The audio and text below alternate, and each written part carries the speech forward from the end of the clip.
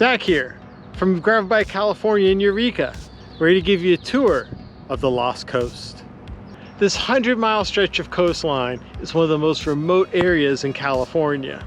Much of what we will see along the way are habitations rooted in the 19th century, but obviously the history goes way far back before that. Now, I'm trying to make it from here to Petaluma in 3 days.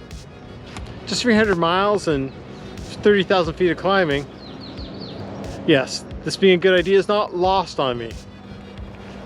Let's roll.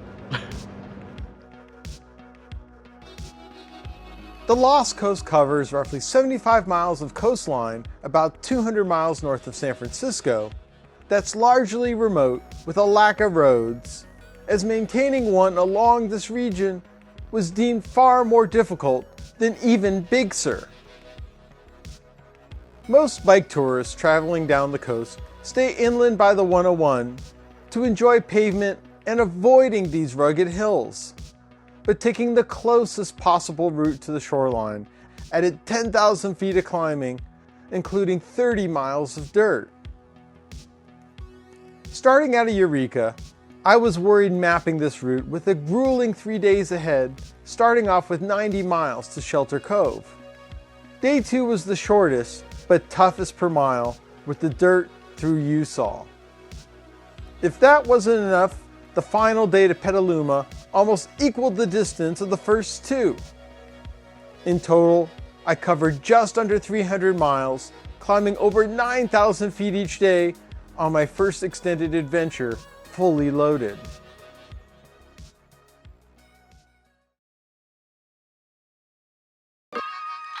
My trip started out at Burbank Airport, thankful to land a cheap ticket from one small airport to an even smaller one, landing 13 miles north in McKinleyville, feeling like Jason Bourne needing to acquire a bike.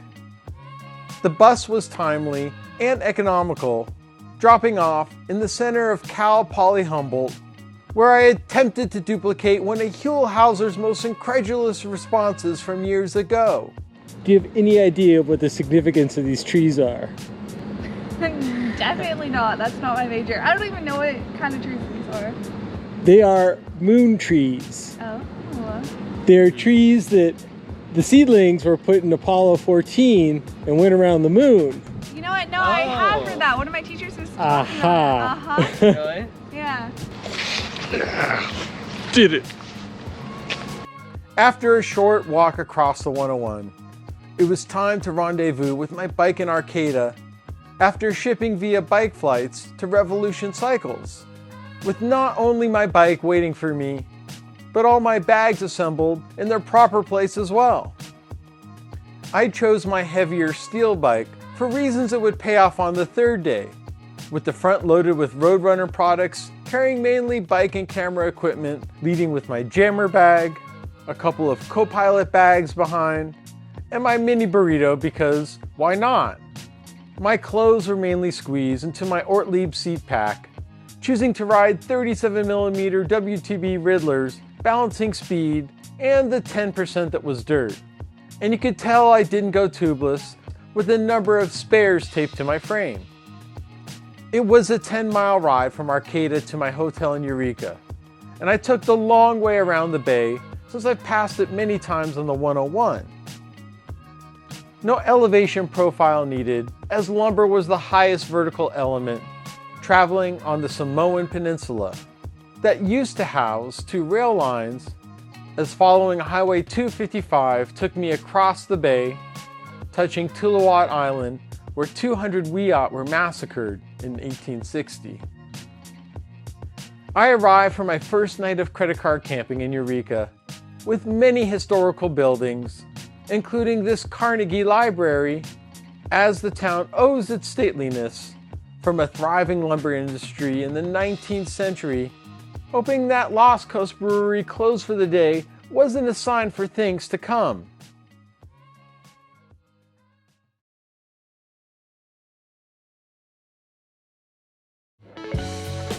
Day 1 obviously began in Eureka, but too early for any fanfare. The first quarter of today's route was quaint, bookended by the historically landmark Ferndale.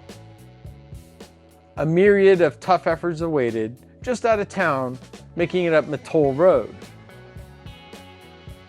On the Lost Coast for 5 miles, following the Mattole River back into the hills. As sweet as honeydew sounded, it was soon time to touch dirt, and most of it grueling. My day would hopefully end at the only settlement along the Lost Coast in Shelter Cove. Covering 90 miles and over 10,000 feet of gain, this didn't seem like a recipe to set me up for 2 more days of success. I started out early this July morning, hoping for more light or the presence of humans, hopping onto the appropriately named waterfront trail to mile 4, with this fog feeling meditative to creepy based on how half full your cup was. But this was followed by the scariest part of the ride, with no other option to get onto the highway until the next exit where I would assess my plan. So if I was doing day 1 on its own, wouldn't be that scary, but I'm really trying to pace myself for the 3rd day. Gotta really be careful to try and get there fast, but not get into the red zone too much. With a quaint bit of ducking out, I couldn't avoid getting back on the 101, having to choose the highway rather than swim, but back off, I enjoyed this ruralness as much as I could, knowing that it was the flattest it would get, save for this 1 mile climb, taking in comfortably at 5%, and soon taking a slight detour off the main road into Loletta, with the town rooted in the 1870s, using a name based on Wiyot wording with disputed origins, still carrying that 19th century charm, and soon passing this trestle that served the Northwestern Pacific, that hopefully will be converted to the Great Redwood Trail, coming up on an even smaller town in Fernbridge, making this crossing with the same name that's been helping to get across the Eel River since 1911, with the only opportunity to do so within 10 miles. And while there may not be much detail, I tried enjoying every single part of it I could. It's been relatively flat this first 20 miles, but it changes pretty soon. Here, got a lot of double-digit climbing, which is only 1 more digit than reasonable. That's why I'm going to stop here in historic Ferndale first. Suit up. As much of this ride being a physical feat for me, I did want moments to savor along the way. And while I've before visited Ferndale, established during the Civil War, the Victorian preservation of this type is unique to California, so grabbing a coffee and some pastries for the road was a way of grounding myself for more accomplishments to come. I knew the transition to climbing would be extreme, but not this abruptly, just a couple of 100 feet away, as the signage gave impression that locales were near, with my strategy to put the most minimum effort climbing with all this extra weight, knowing that even being in the orange would only accumulate over the days. So the climbs have slapped me about as hard as I thought.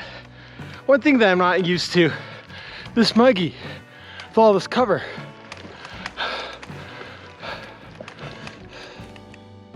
You may not expect to be stuck in the clouds in the middle of summer, as the intensity owed to how bluntly the coast rises at a very low altitude. But the upper half of the 7-mile climb starts to open, with the grade easing off a little, coming up on Bear River Ridge Road.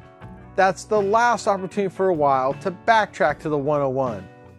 But signals that the area was habitable were positive, and there was even hope I'd run into a person, as I kept seeming to intercept layers of fog, wanting to add and subtract clothing by the minute, with cows greeting me at the peak, including more of the same waiting on the descent, that I should have thoroughly enjoyed the next 6 miles, but coupled with a road that didn't seem to have maintenance this millennium, all this jostling was only working to unfasten my bags, rolling into the westernmost settlement in California, in Cape Town, that obviously had a bigger footprint in the 19th century, with the Bear River the culprit for this valley, which consequently meant another arduous climb out, averaging over 11% for a mile and a third, with a lot of the bottom of it in the high teens, as dialing it back felt like it was paying off from a physical standpoint,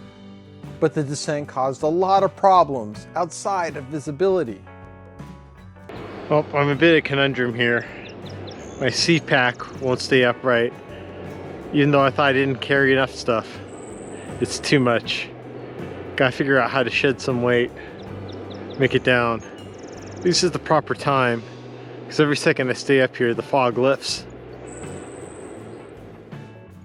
As you can tell by the camera work, I was in awe reaching the Lost Coast, as truly there were no signs of life looking back north, and passing the only home I'd see right off the bat, that at 5 miles, this was the longest stretch along the coast with these black sand beaches and a rock that you'll mistake for a boat, as you would want to appreciate the Lost Coast in such a solitary state.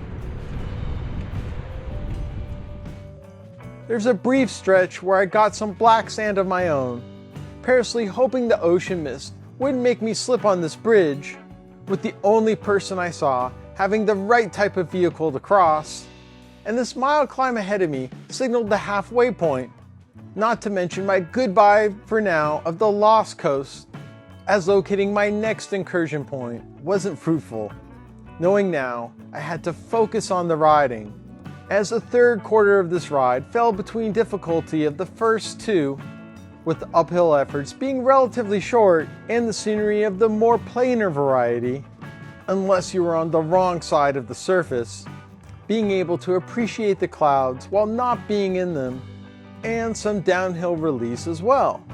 Coming into my second planned stop in the town of Petrolia, with an early and short oil discovery history, as the general store was my main destination, being the hub of activity in town that was friendly and accommodating the stranger, and thankfully very well stocked for my next step. There was 15 miles until my next refuel, as I wish I had more time identifying these century-old footprints, soon crossing paths with the Mattole River for the first time, signaling a lot of greenery nearby, with even some short gravel when veering away from it.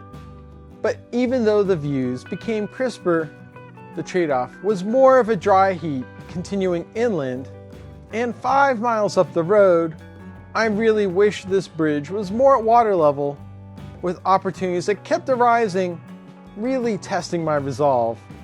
But you never felt too far away from a human presence, nor from riding up on these conditions known as Gravel!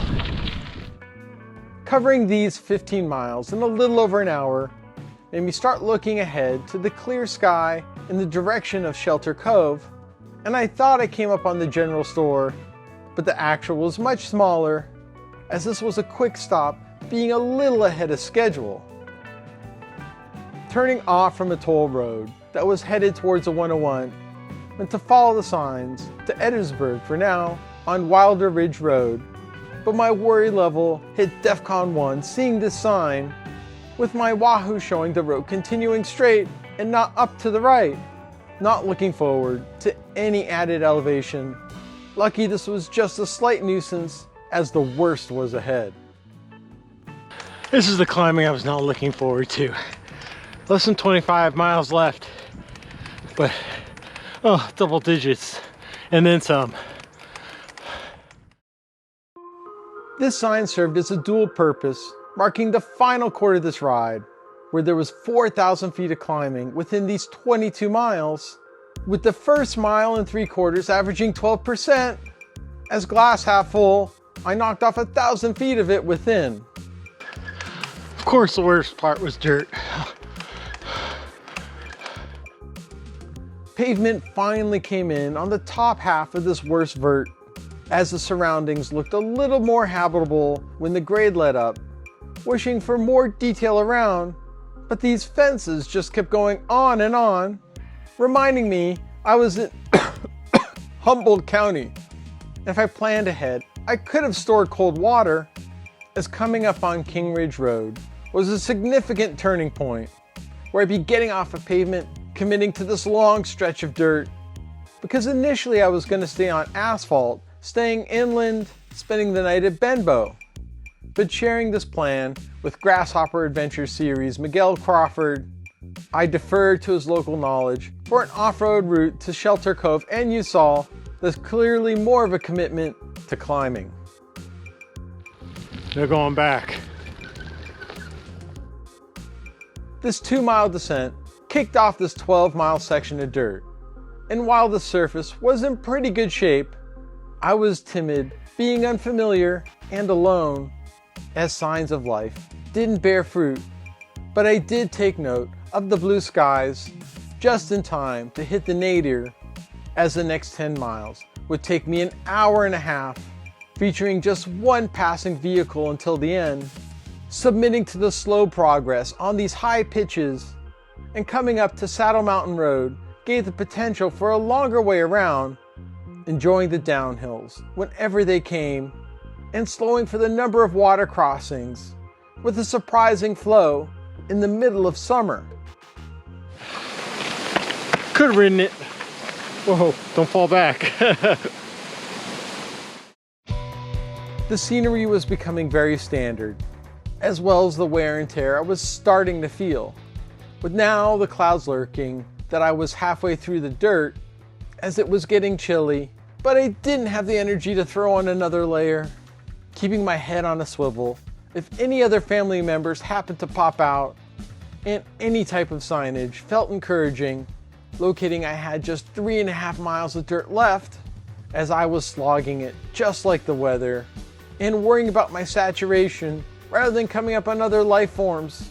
So reaching Shelter Cove Road should have been celebratory, especially with over 2.5 miles of descending into town. But this was tricky, using mechanical brakes and worrying every moment that I had to come back up this tomorrow. So I stopped in the general store about halfway down to stock up on recovery drinks and resupply for day 2, finally getting beneath the clouds and seeing the ocean for the first time this afternoon, deciding to do a short loop around Shelter Cove for a victory lap of this spaced out town with 800 residents and one lighthouse that was initially set further up the Lost Coast, pulling into my appropriately named hotel to quickly shower. And out of the 3 restaurants, who would have guessed which one I chose? With Jippo Brewery, known as the most remote in California, as I probably deserve more than one beer, but already looking ahead, not knowing where I'd end up tomorrow on the Lost Coast. So I have to be overall happy with day 1. 5 digits of climbing doesn't sound easy, but my body's not too warped and I think I'm good to go tomorrow. Minor problems, but hey, I'll live with it. Now, day 2 might be more poundage per mile, but also the best views. So yeah, I should get my sleep.